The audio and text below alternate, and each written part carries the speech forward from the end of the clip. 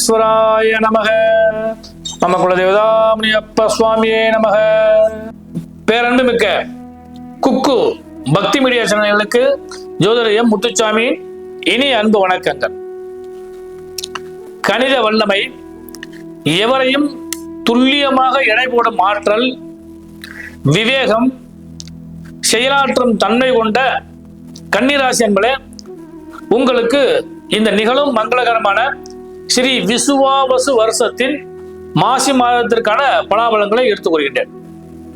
அன்பர்களே, பொதுவா பாத்தீங்கன்னா 6ஆம் இடம் அப்படிங்கிறது எப்பயுமே ஒரு பிரச்சனைக்குரிய இடம். பிரச்சனை என்றால் 6ஆம் இடம் தான். அந்த இடத்துல கிட்டத்தட்ட பாத்தீங்கன்னா 5 கிரகங்கள் ஒரு சேர அமர்ந்திருக்கின்றது. இதனால இந்த கன்னிராசிக்காரர்களுக்கு இந்த மாதம் எப்படி இருக்குன்னு கேட்டீங்கன்னா, முதல் விஷயமே நிதானம், பொறுமை, எச்சரிக்கை அப்படிங்கிற மாதிரி தான் முதல் சொல்ல முடியும். ஏன்னு கேட்டீங்கன்னா, மிகப்பெரிய யோகத்தை கொடுக்கக்கூடிய சுக்கிர பகவானும் மறைஞ்சிருக்கார். உங்கள் ராசிநாதனாகிய புத பகவானும் 6ஆம் இடத்துல மறைஞ்சிருக்கிறார். மறைந்த புதன் நிறைந்த பள்ளத்தவர், அது வேற கணக்கு. ஆனா அவரும் போய் மறைஞ்சு நிற்கிறார். மறைஞ்சு நிற்கிறார்னா 6ஆம் இடங்கிறத ருண ரோக சத்ருஸ்தானம் சொல்லி பேரு. கடன், நோய், வம்பு வழக்குகள் கைகோர்த்து வரும்னு சொல்லக்கூடிய அந்த இடத்துல போய் இந்த 5 கிரகமும் ஒரு சேர உட்கார்ந்துருச்சு.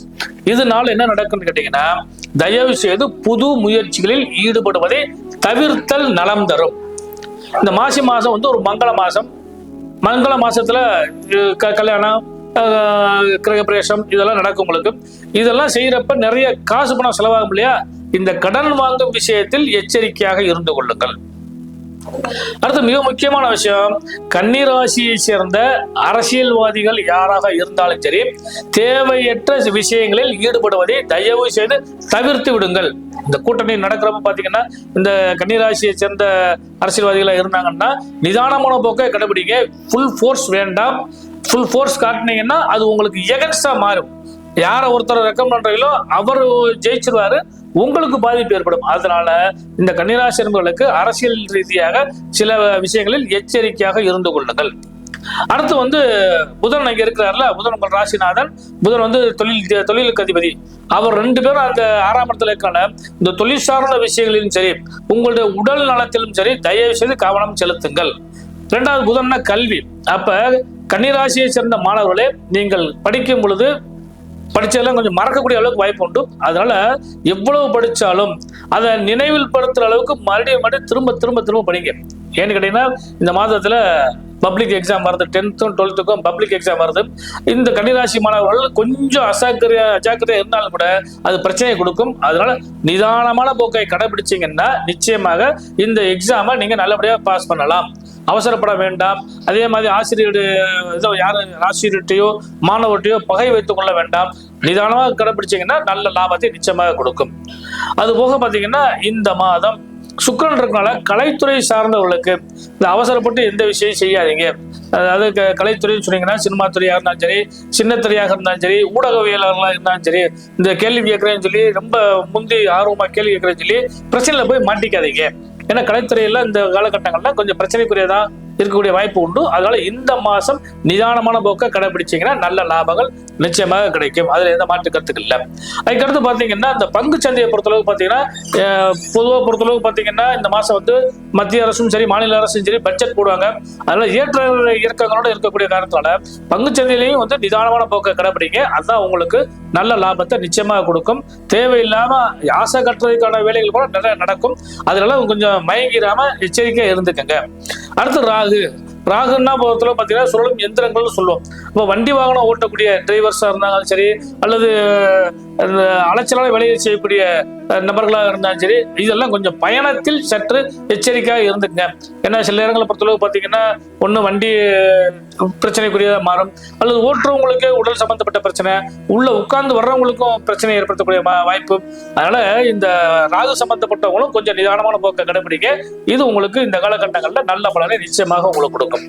அடுத்து மிக முக்கியமான விஷயம், கணவன் மனைவி உறவு. ரொம்ப ஆறுதலான விஷயமும் அதுதான்.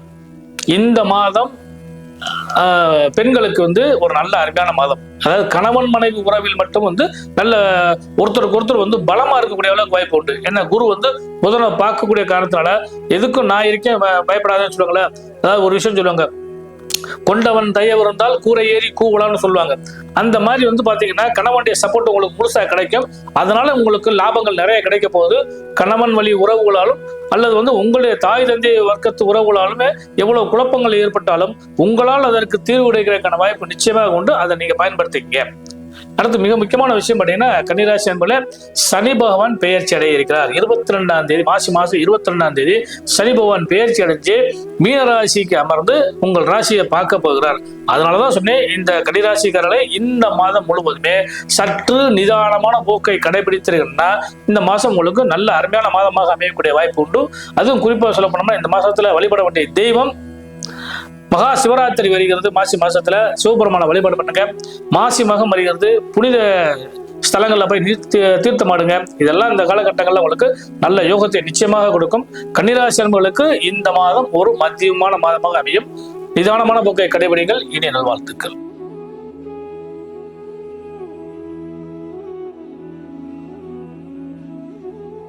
ஐயா வணக்கம். இப்ப வந்து நீங்க வந்து கன்னிராசி பலன்கள் மாச மாதம் சொல்லும் போது பாத்தீங்க அப்படின்னா இந்த 6 கிரகங்களோட பிரச்சனைக்குரிய இடத்துல போய் கன்னி அமர்ந்திருக்காங்க.